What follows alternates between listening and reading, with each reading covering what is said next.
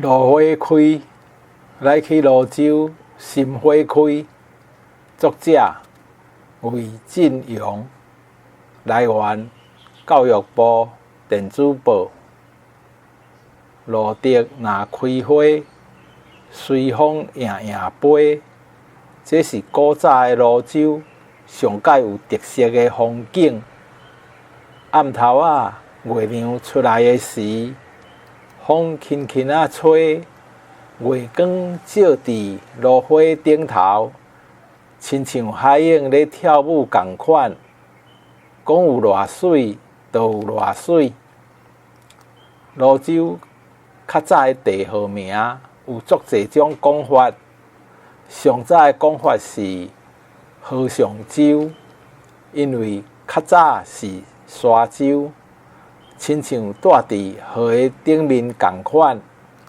另外一个讲法是叫做花上洲。清朝时代，迄当时的地主大部分拢甲土地捐予庙司，各甲庙司租来种作，用田的身份减少纳税。一般人将这叫做花上厝，嘛叫做花上洲。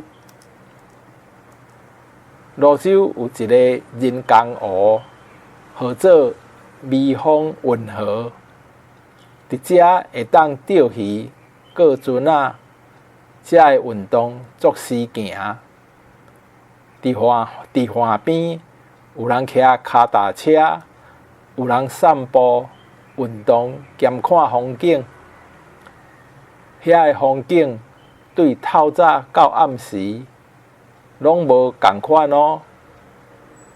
早起会当看到日头光伫湖的面顶跳舞，下晡日头要落山的时，观音山甲淡水河亲像做伙甲日头讲再会。暗时月光来到帮站，湖面闪闪烁烁，亲像一拍搁一拍的电火，互来遮的人有倚靠。徛伫岸边看遮尔水的风景，烦恼拢暂时淡掉，心情轻松足逍遥。伫泸州有一间三级古迹的古厝，迄就是泸州李体，到今已经超过100年的历史啊。上界特别的所在，无用杉仔，是用砖仔、石头框起来的。